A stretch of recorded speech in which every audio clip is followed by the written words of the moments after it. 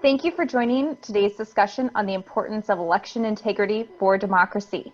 This program is hosted by the Chicago Center on Democracy and the Harris Cyber Policy Initiative.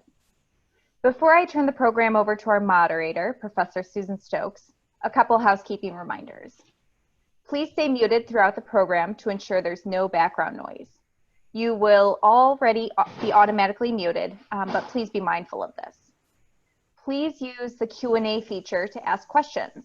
It will be monitored throughout the program, and your questions will be raised if we have available time during the audience Q&A portion in the second half of the program.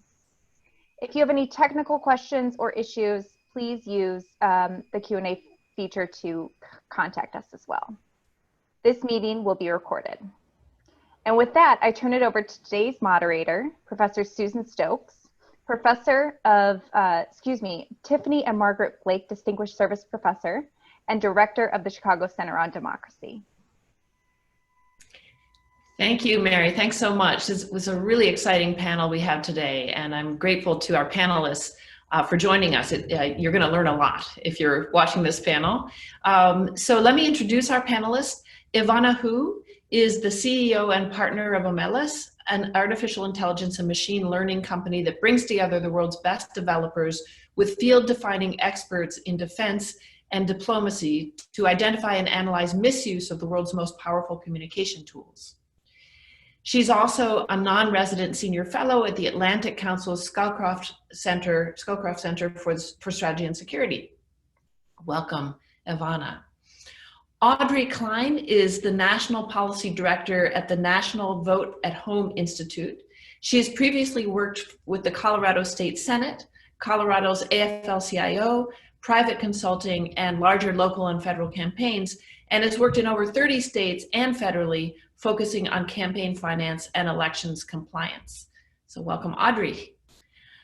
We also have Tanya Rice, who has served as a leader in the elections and public sector technology industries for more than 15 years. At AWS, Tanya advises state and local governments on how to address their most complex challenges by securely modernizing systems that drive electoral, legislative, and political processes. Before being at Amazon, Tanya served as Director of Elections and Chief Data Officer for Cook County, Illinois, where I live, one of the largest US election jurisdictions, where her responsibilities included leadership across diverse technology and technology group. Welcome everyone, and I'm gonna start with a question that's probably mostly in Audrey's camp, but anyone who wants to jump in, feel free. So tell us a little about the current landscape for mail-in voting across the country. We're hearing a lot about it, a lot of concerns about it. Talk to us about mail-in voting. The landscape is as broad and as wide as the United States itself is. The differences between a voter's options for voting vary by state, sometimes even by zip code or jurisdiction. So if you look towards the West Coast is almost entirely vote by mail, what we would call vote at home systems that give lots and lots of options to voters. They can vote a mail ballot, they can vote an accessible ballot if they need to, they can vote at a secure location. They have options to turn in their ballot in different ways. They can mail it, they can drop it off, they can do a drive-through. So many options there. As you look towards the East, you tend to see that those options become fewer and fewer. So there are still states in this country where you have to apply and have a valid excuse to get an absentee or a mail ballot. Those excuses range pretty widely. I like to point out that the state of Indiana, you cannot get a ballot if you are just concerned about, say, a pandemic, that you're concerned about going to a voting place, a polling place. So if you're concerned for your health, that's not a valid excuse. But a valid excuse is if you are a registered sex offender. Don't ask me why these differences exist, other than they're in the law. We're trying to change the laws, but we just can't get there everywhere. So it depends on where you live. The landscape is broad and wide and changing still, mostly by litigation, but it's a great time to be in this industry. Yeah. Well, talk to us a little about mail-in fraud. Tell us what your views are on possibilities for fraud with mail-in voting and with voting in general. Mm-hmm. I'm going to say, don't try it. You're going to get caught. And you're probably going to get prosecuted. So let's start there. These systems are designed intentionally to deter, first of all, fraud, then detect it, and make sure that these systems stay secure to keep the confidence in the system. So the fraud rate is just incredibly small. The likelihood of your jurisdiction experiencing any fraud whatsoever is just absolutely minuscule. And then I'd like to talk a little bit about the difference between what we call retail fraud and wholesale fraud. There is a difference between possibly getting one ballot through the system. So if I were to go steal my neighbor's ballot, fill it out, sign it, and somehow get through all of these security measures, including signature verification, those chances are almost nothing. But then when you talk about the amount of fraud that you would have to perpetrate to change an election, it just doesn't happen. So we want to be very clear that the rates are so low, these systems are very secure, and they're designed to have sort of multiple ways to catch any sort of nefarious behavior. The president at one point recently was suggesting that his supporters or that voters do both, vote by mail and in person. Talk to us about that. Don't do that. Definitely don't do that. I think he was mentioning specifically in North Carolina. And I actually, this is such an interesting example because North Carolina is already voting. There are lots and lots of ballots coming in North Carolina. But if you live there, you actually can sign up for Ballot Tracks, which is one of my favorite programs. It matches it's called an intelligent mail barcode that is on your ballot. It's specific to you as a voter. You can track your ballot all the way through the process. You can see it when it goes in the mail. You can see it when it gets received. They will notify you when it gets back to the elections department. That is how you can know that your ballot is being counted. If you show up to a polling place and you try to vote just in case, you will probably get prosecuted for voter fraud. I don't think it'll be a fun experience. So don't do that. Use the tools that are provided for you. It's so easy. You can sign up online. You can get text message alerts for where your ballot is. I don't recommend what the president suggested. So I study elections and politics internationally in lots of different parts of the world, including especially in Latin America. And one of the things that is so strikingly different about our election system is just what you were alluding to. That is how diverse the systems are, how decentralized. And that seems like it can create a patchwork that's very difficult for people to understand what they can do, what they can't do. Are there any prospects for a kind of homogenizing of our electoral processes and administration? I'm not sure that I would recommend sort of like large centralized elections, nationwide centralizing that way. I think what would be most important and most effective is to sort of smooth out some of the rough edges. Part of what makes an election secure, in my opinion, is the fact that it is decentralized, and you would have to hack thousands and thousands of elections offices, even if there was a way to do that, to sort of really swing elections. And so that locality piece of it is kind of important. What I think is important to change maybe nationally at some point is the requirements around, do you need an excuse to vote a mail ballot? Do you have ID requirements? How to sort of standardize those across states, I think would create a more equitable system and a more accessible system. Thank you so much. Sure. Ivana, if I could ask you a question. Talk to us about how disinformation campaigns work in practice. Yeah, I think mail-in voting is definitely one of the content right now that's being weaponized by various actors. And so typically when it comes to disinformation or misinformation, so instead of just saying dis and misinformation information all the time, I'm just going to say influence operations or IO campaigns as sort of this umbrella term. And there are really three types of content, right? So there's like the technical content that is trying to confuse people, like how do you actually do mail-in voting, things like that. But then there's also the other content that tries to play on people's emotions so that we can continue to distrust each other and make it feel like we don't, trust the government, and because of that, we shouldn't even go vote in the first place. And then there are also this sort of the content that kind of plays groups against each other. And so there are a bunch of different content, and you can basically disseminate the content however you want. You can do it. So one of the tactics that we have seen that has been pretty common is actually straight out the Russian playbook, except now everybody, both foreign actors and malign actors within the country are using it, which is basically you write something that's a little bit out there, but it has enough grain of truth to it that people will actually start to read it. Then you get it publicized or published in a website that looks kind of legit, like a news site. It doesn't have to be 100% legit, but it's sort of there.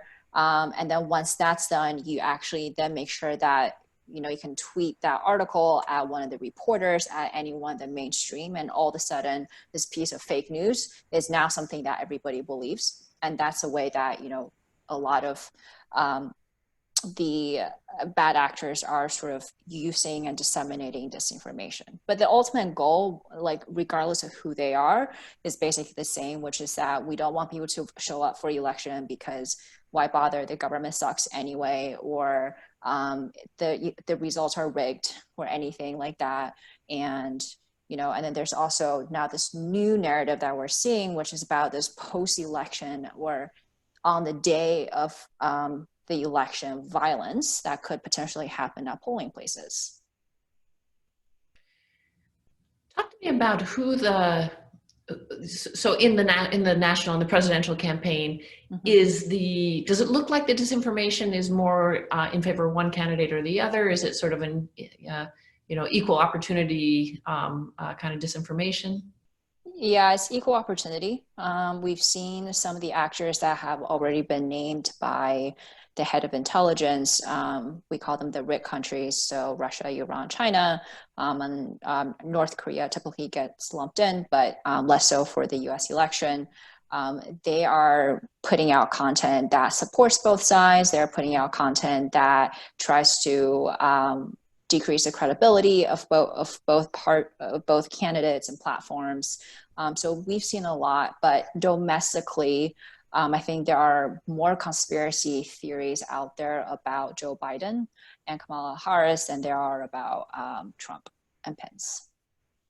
Would you suggest to, just the lay user of social media who is worried about getting, kind of hoodwinked by false information, misleading information? What do we do? How do we protect ourselves? How do we check information? Yeah, that's a great question. So the first thing I would do is to check the source and make sure that's the right source. So if you're looking at NBC, making sure it's NBCnews.com, not NBCnew.com, or anything that's missing a spelling, things like that. But then it's also to be, and this is a part that actually scares me the most about disinformation, because I think there's a bigger representation of the problem out there, which is that we are not as willing in this day and age to listen to what people of opposite opinions or different opinions have to say about something. Like, we immediately sort of get very defensive about it. But I would actually actively seek out, what is the other side saying? Or like, I wonder how other groups are also saying and thinking about this specific topic, instead of just going within my own echo chamber. Interesting.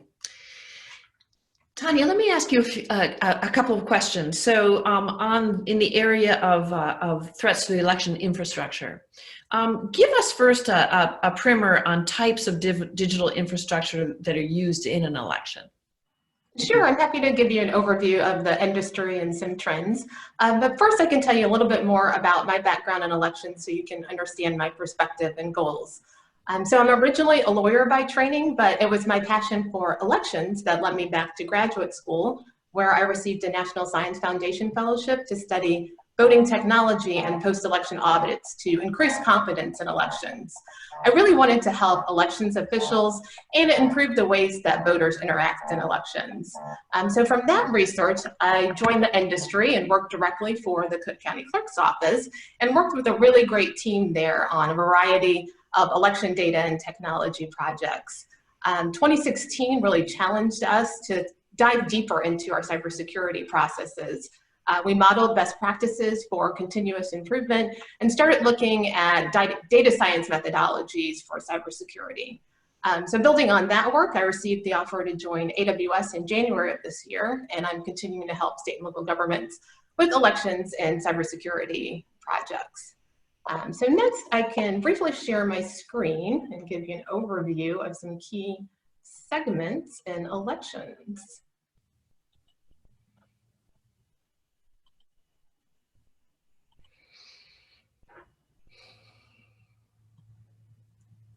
So at AWS, we are focused on 3 key segments in elections. The first are election administrators.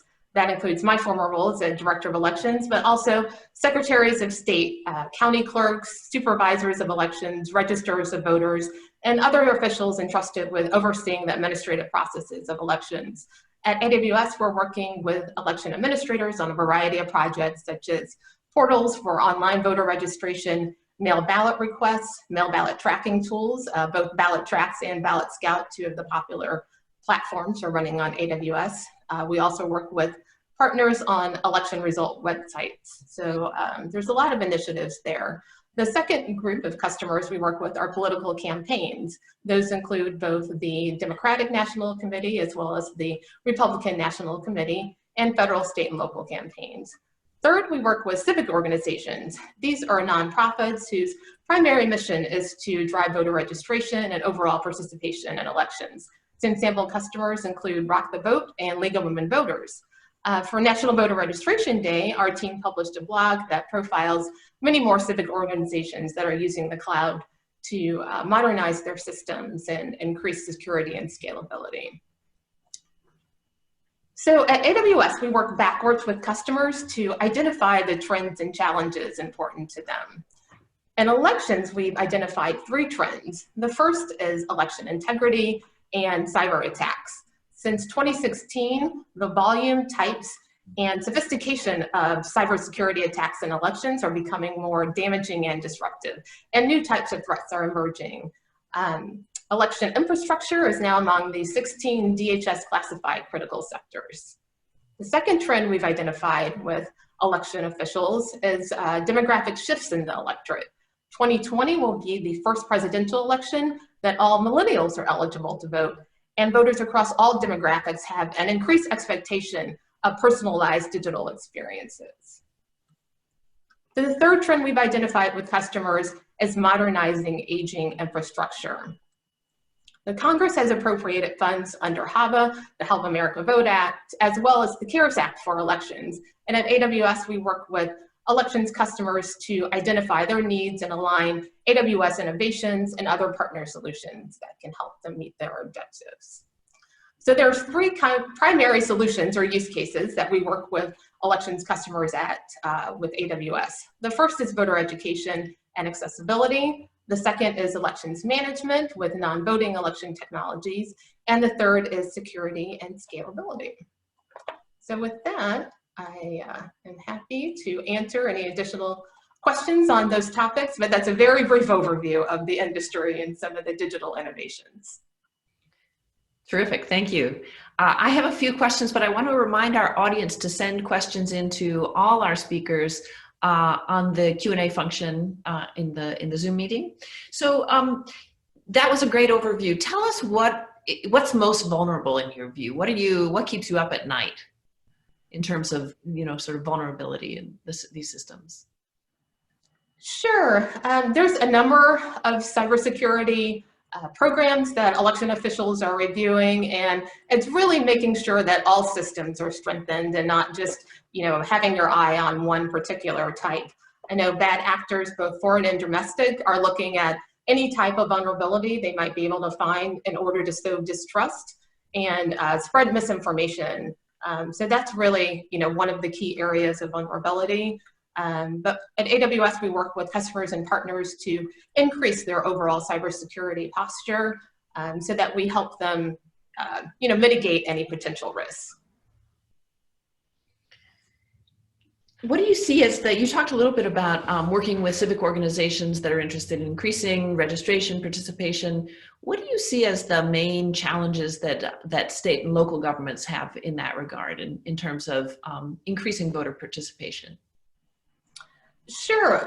Well, with COVID-19, it's had a huge impact on elections this year, and election officials need to quickly communicate information to voters, and civic organizations are helping, with online voter registration as well. So information about safe in-person voting, about mail voting, about electronic ballots for military and overseas voters or disabled voters all needs to be, quickly disseminated to voters.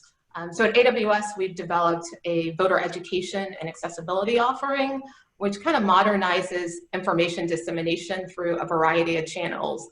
That includes web, mobile, text, cloud-based call centers, Alexa skills for elections, just a lot of different ways to quickly and rapidly let voters know about changes. There may be changes to polling places location. So rather than just rely on the traditional postcard mailing that most election officials send with their voter ID cards, we're helping them as well as civic engagement organizations, educate voters through multiple channels.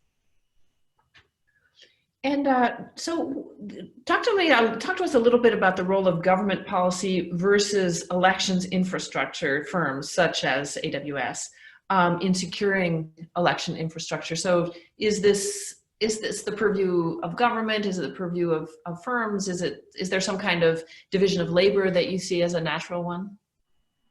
I see it as a collaboration and really an important partnership between all levels of government and private industry as well. I mentioned HAVA earlier, the Help America Vote Act of 2002.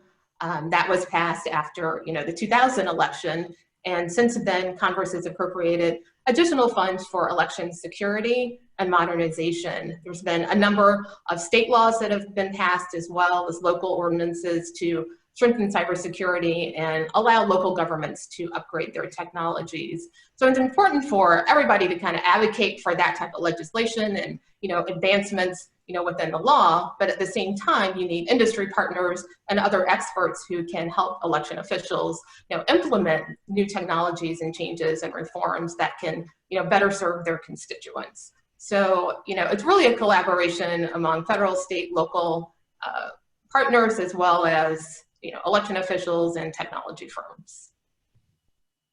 And voters and citizens certainly need to, advocate for changes as well within their local governments. So we have some questions from the floor. Thanks very much. I'm on a very steep learning curve, and this is terrific.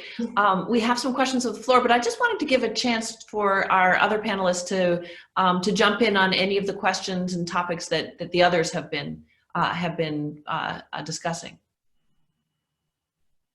Yep, I can definitely add in something.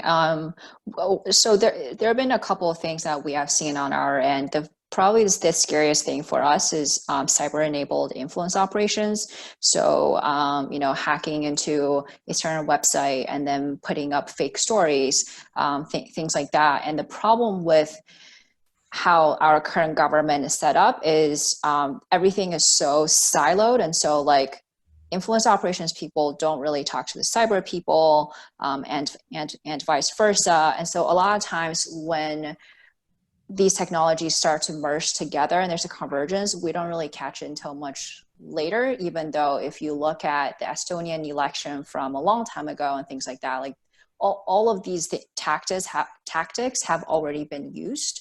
And so it's also just about, okay, how can we actually break down those silos and making sure that we can actually work together. And then the second part is the education part, which Tony also talked a lot about, which is what we have found is that we actually don't know of a single civic society organization that is doing national disinformation training. There's a lot on cyber attacks. There's a lot on voting machines and physical attacks. But while we have met with one-off activists who are trying to do that, we actually have not really seen a national program. And we talked to both the DNC and the RNC about implementing something like that. And I think it's just much more of a bandwidth concern than anything else. But that's definitely something that needs to be improved on.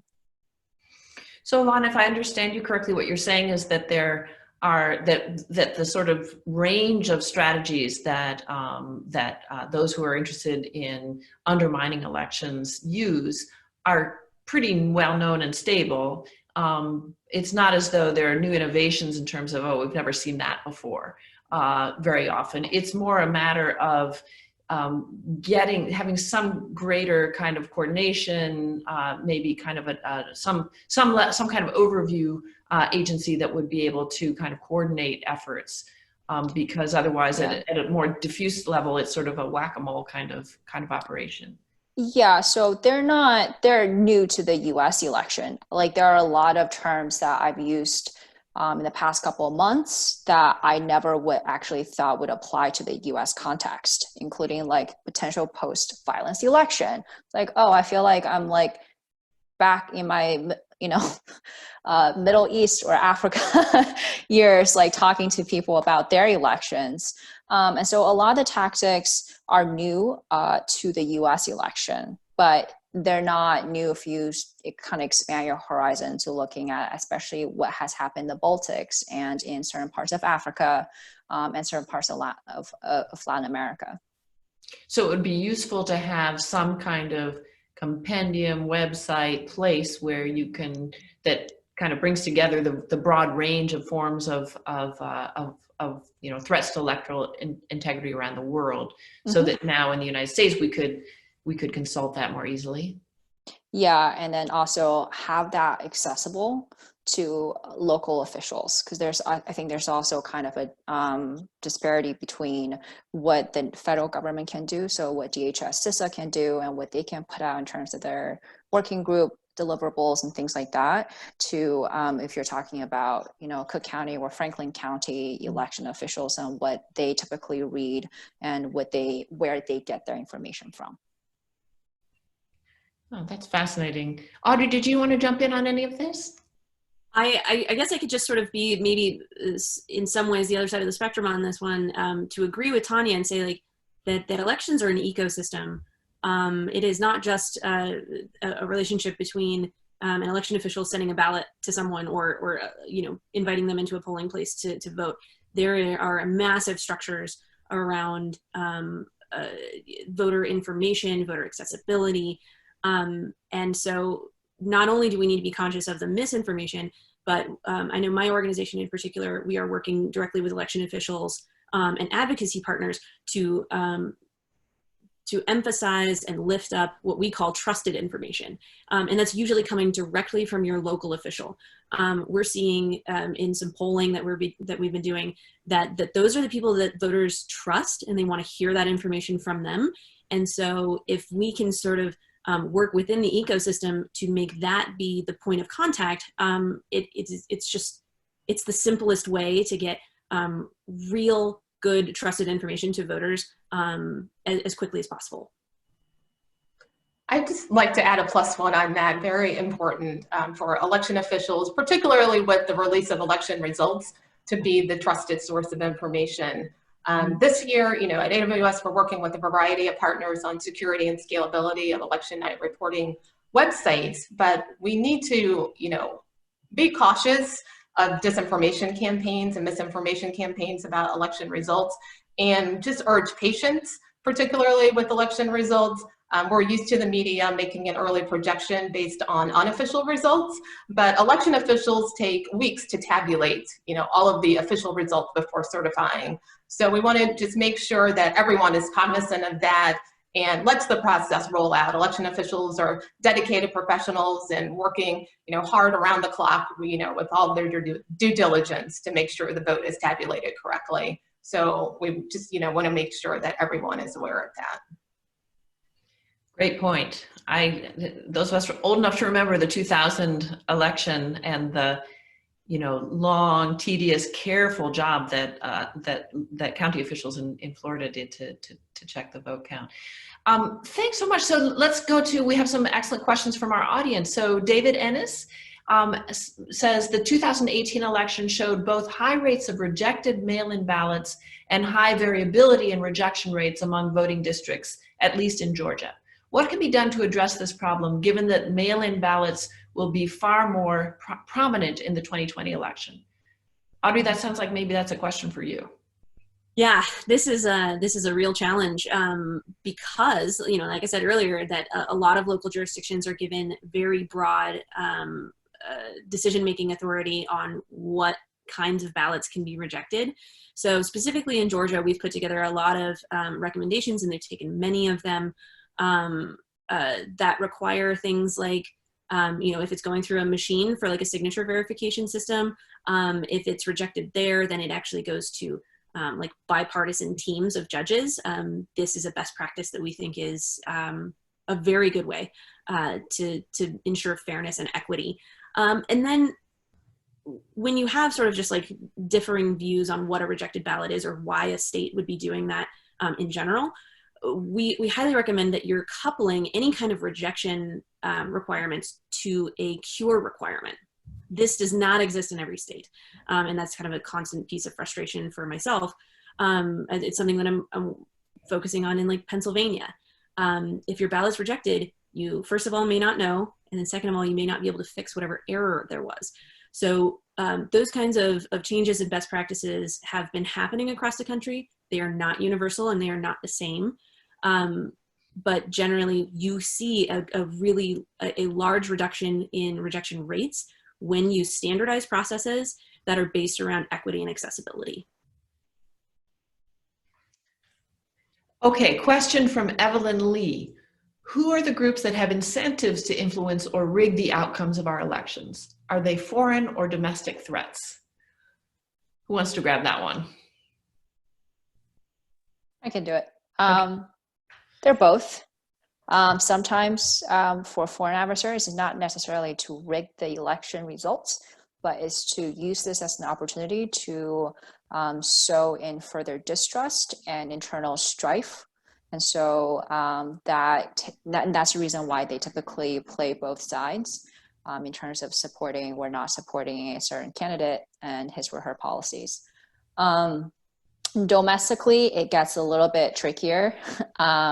You sort of have the US militia groups, you have the Antifa, you have the far right, and all of them are incentivized to not rig the results, but making sure that the candidate that they're supporting actually get elected. For a lot of them, their narrative is that if this party gets elected, then that means the end of a conservative view that they hold dearly, or like a worldview that they might be extinct under a new administration. But for a lot of people, it's also just about survival, right? They're seeing themselves as the victims of neglect from the U.S. government, from U.S. government policies. And so they're willing to fight, but it's not so much about rigging the election from a disinformation point of view. I can add that there are a number of technology tools and partners for monitoring different network activity or particular threats or attempted DDoS attacks. And those can be both domestic and foreign in nature. But I would generally defer to our national intelligence partners, who aggregate all of that data on a national scale, determine the greatest threat. But overall, election officials really need to treat all threats seriously and strengthen all of their systems and be ready during this season and on election day in particular. So we have questions coming in that reflect, I think, a great deal of anxiety on the part of we sort of common voters, non-experts, when we kind of listen to the news and listen to the debates about the upcoming election. And I'm going to read one such question. None of you may feel it's exactly in your purview to answer it, but give it a shot for us. Okay, so an anonymous attendee says, the Atlantic article just out apparently talks about how Trump's lawyers who are ready to file suits that keep the mail ballots from being counted and going up to the deadline of December 8th for electors to the Electoral College to be appointed, and swing state officials appointing Trump electors without counting the mail ballots.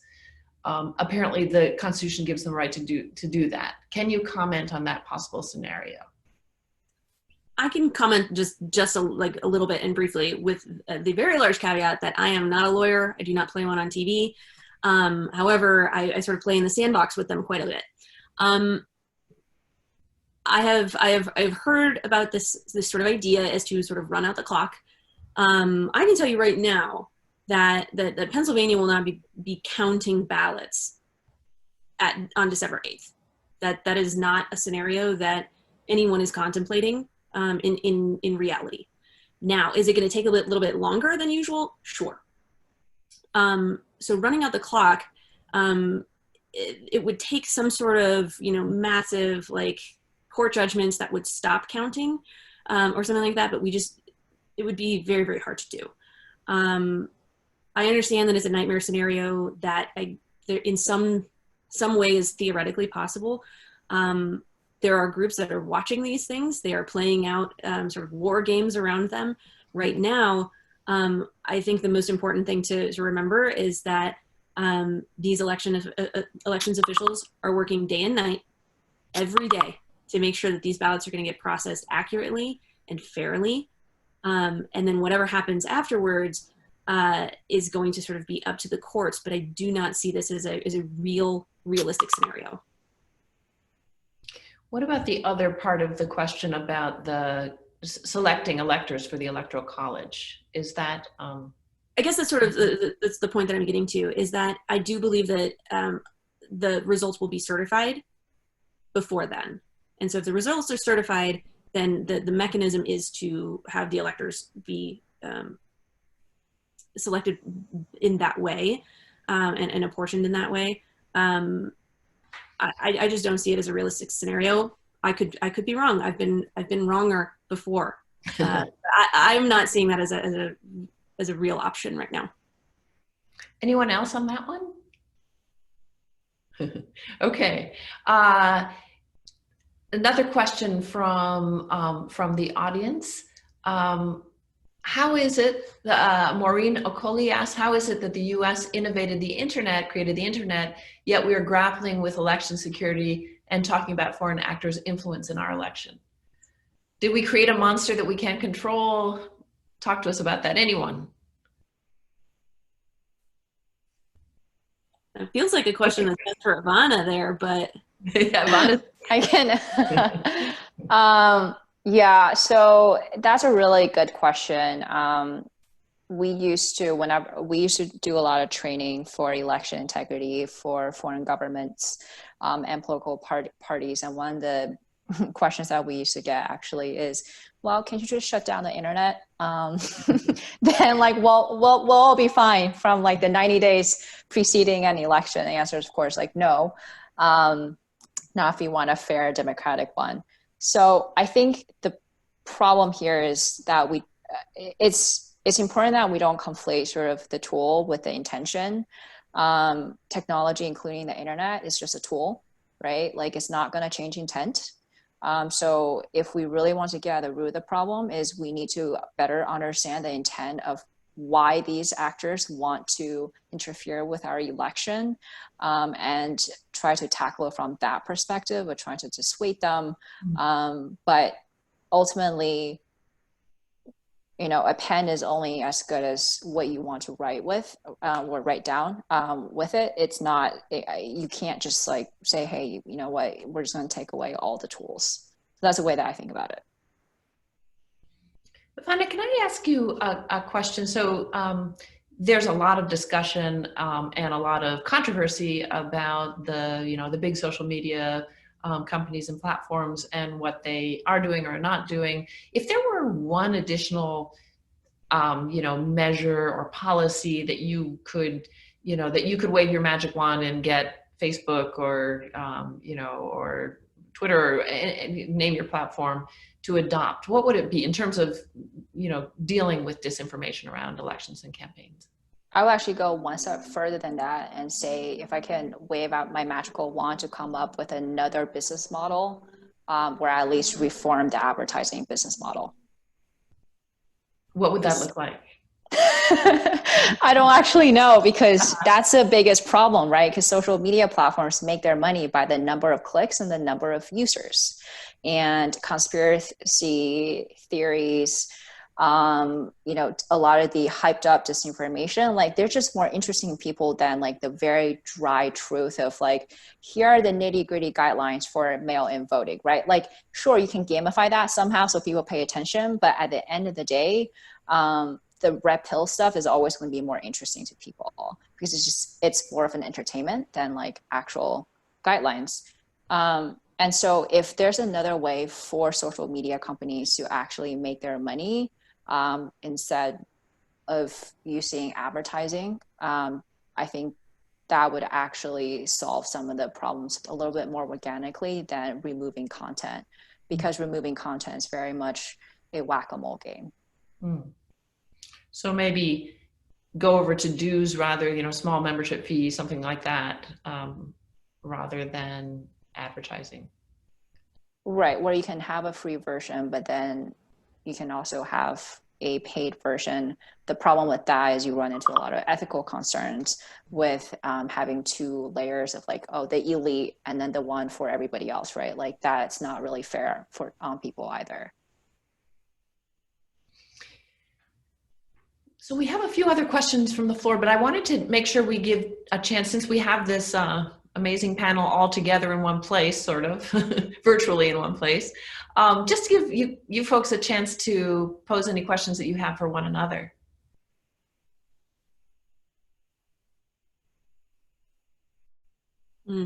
I guess I have a question. It could go to either one of you, I think. We work with elections officials all the time. We sort of get centralized into the larger locations. That's probably not a surprise. But a recent survey shows that a vast majority of elections officials have 5 or fewer full-time staff. How can they be running like very secure digital infrastructure with that few staff?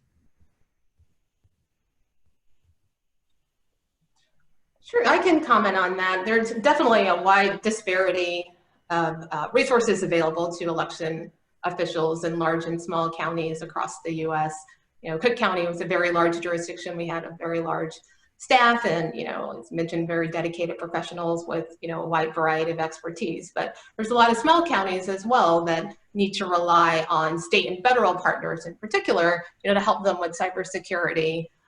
In Illinois, we have a Cyber Navigator program through the State Board of Elections, which pairs smaller counties with cybersecurity professionals to help them review their cybersecurity posture. And then at AWS, the cloud really helps democratize access to innovation and security. So small jurisdictions have the same access to the tools and security measures that are in place for larger ones. At AWS, security is our top priority, and the cloud's been designed to really hold the workloads for military, global banks, and the most high sensitivity organizations.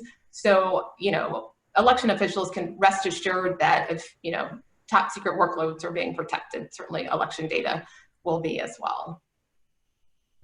I think unfortunately with like digital resilience in elections, it's one of those things where people know that's important, but because of bandwidth and resources, it's just not top 3 priority. And so one way that I've seen people deal with it is instead of going through the entire cyber security program with them, they basically say, okay, like if you don't use any of the operational security guidelines that we've just given you, at least just remember 3 things, right? Like, don't write your password on a sticky note and then use your camera. Like the really simple stuff that everyone can remember, like don't stick a random USB drive into your computer. And that's number 2.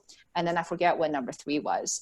And I think that has been really, that has resonated a lot with just like campaigns that don't have a lot of staff or boards that don't have a lot of full-time employees. But I think there are also a lot of nonprofits right now that are doing some great work in terms of trying to bridge that gap. But ultimately, it's one of those things where we're not, unless something major happens, like the hacks into Podesta's emails, that then we're going to be like, oh my gosh, we need to be super secure. Everything needs to be on Signal, et cetera, et cetera. But it's hard to tell people why it's important left of the boom. Mm-hmm.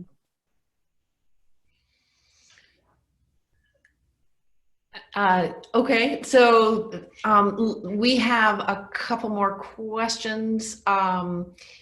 Here's one. This is from David Ennis. Given the higher complexity and higher rejection rates of mail-in voting, do you forecast that the total counted votes will be higher or lower in 2020 versus, it says 2019, maybe 2018 or 2016 for that, 2016 for that matter? Yeah, okay. So I hear that. Got to keep in mind, higher rejection rates are usually concentrated in smaller jurisdictions. And I don't mean smaller as in like the jurisdiction itself is smaller. I'm talking about like counties. So for some reason, they sort of just like pop up in 12% in like one county in Florida every once in a while. It's kind of hard to track that. We're not talking about 12% nationwide. That would be ridiculous. So there's a lot of complexity that happens in whether or not someone gets to vote. We want to sort of be clear that we can just track how many ballots get rejected by mail. What we can't track is how many people show up in Fulton County, Georgia, to a polling place where they don't have power cords for their voting machines. We don't know how many people show up, see the line, and walk away. Those kinds of questions are harder to track. And that's why I personally believe that when you are mailing ballots to people, you see higher turnout. You're taking away some of these in-person problems. When a poll worker forgets the keys to the polling place, you cannot track those. So all of that to say is that, yes, you can track rejection rates. Some places are a little higher than I would prefer. Definitely, that's a real thing. But I do think that total counted votes is going to be higher than we've ever seen. I do think this will be the high watermark for elections in the United States this year. Even with a pandemic? Absolutely. So this may be an unanswerable question, but I'll ask it anyway. This is for Audrey. What would a kind of normal rejection rate be? That is, if rejection was just when there's really, some kind of problem with the ballot, what would that be? It's pretty hard to answer. You can, MIT, their election data project, I think it's the Election Lab. I'm sorry, Charles Stewart's gonna kill me for forgetting that right now. But MIT has great data, and they track some of this pretty well.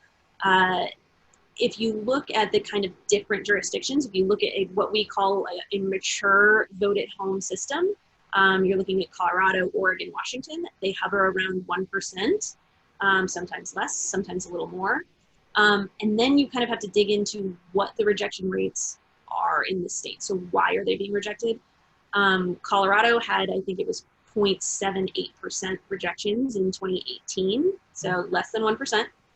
And now, I do not have the exact data on this one, but I was told by the elections department at the Secretary of State that about 40% of those ballots were rejected purely because they did not make it to the elections office on time. So that's usually pointing to like mail issues or someone put it in the mail on election day, etc. That's a big number. So when you're talking about, it's about 12,000 ballots, you get 40% of that, you're talking about 5,000 ballots that just didn't get there on time. Mhm. So you kind of need to start drilling down into the why on some of these. So you have a full 60% that are probably a mixture of missing signatures, unmatched signatures, so that it doesn't look right. And then there's the third category of someone didn't provide the correct form of ID that was required for the ballot. I can tell you that the majority of those are the missing signatures. So that's just Colorado. It's where I'm from, so I'm familiar with that data, but every state is very different. And I'm going to tell you that the majority of rejected ballots are for time. But that being said, there's going to be some quirks this year, and we might see the data change. So Michael McDonald out of Florida is doing really, really good work on that. So am I right to interpret what you're saying is you're more worried about the post office, or for whatever reason, the mail-in ballots getting to where they need to be on time, in time to be counted, rather than errors or anything like that on the part of individual voters? From what I can tell, a lot of this is, I don't want to blame the USPS entirely, but I want to say that a lot of it is user error. That there are people that have a ballot in hand on election day. They say, "Oh shoot, I forgot. This was sitting on my counter, on my coffee table," and they just throw it in the mailbox. The blue one that's on the counter, and they don't really think through that might not make it to the elections office on time. So there's certainly a user error aspect, but Postal Service is a concern in some areas, and you've seen a lot of litigation and administrative changes to allow postmark acceptance this year. So I would expect those types of rejections to go down in these states. And then it's all about implementation for everything else. I happened to be speaking yesterday with a reporter from the Chicago Sun-Times, Sonia, this may resonate for you, that they're doing an experiment where they sent 100 letters from different parts of the city, different parts of Chicago, to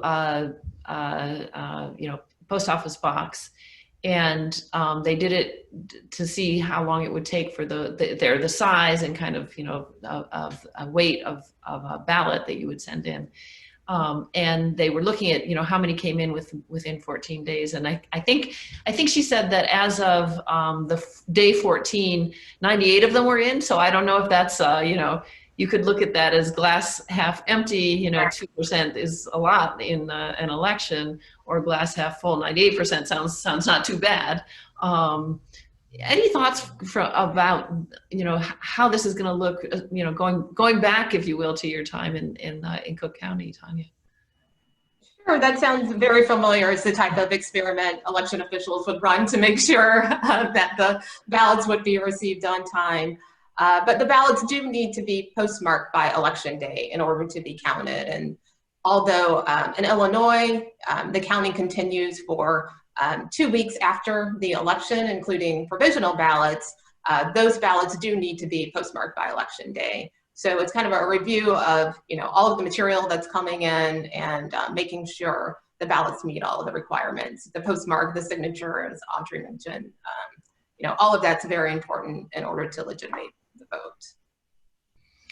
And then again, education is key here, because we want to make sure that voters understand, it's best for you to send your ballot in early. I know, many ballots are already being sent out across the country. So as soon as you can get that ballot in, if you are ready to make an informed choice, on your ballot and down ballot, please send that in as early as possible, because then that gives election officials time to process it, and you can use ballot tracking tools to make sure that it's received, and timely counted as well.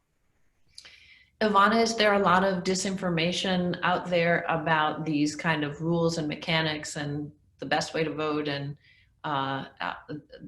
so these kinds of issues? Do you see a lot of that? There's a lot of that, both domestically. I think some of it is probably just unintentional, right? Just like how sometimes your relative will give you the wrong information. A lot of that's been happening, but then there's also the intentional malign actors that are trying to take advantage of this. We've actually seen a lot of foreign actors get into the game, where just sending out narratives that's like the US mail-in system, the USPS. So it started out with the USPS system is really, really bad because of X, Y, and Z, and then eventually transitioning from that into the mail-in ballot, and then they now are sort of even doing dashboards on the U.S. election, on the different ways that people can vote and all that stuff, which is kind of weird because it's almost like as if ABC News decided to put up a gigantic dashboard of the presidential election in Poland, right? It's like, well, why? And so a lot of them are, trying to position themselves first as experts, and then, faux experts, but and so that they can actually have the credibility for future disinformation or influence operation campaigns. A social media platform that I use, which will go unnamed, keeps trying to get me to register to vote in California. So it's, the intention is good, but they're supposedly sucking so much information about us, but they don't seem to. I haven't lived in California since I was in graduate school, which was many years ago.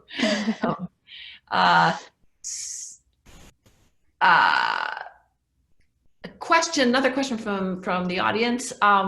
What's the latest date at which you estimate that all state results will be certified? That sounds like an Audrey question. Woo.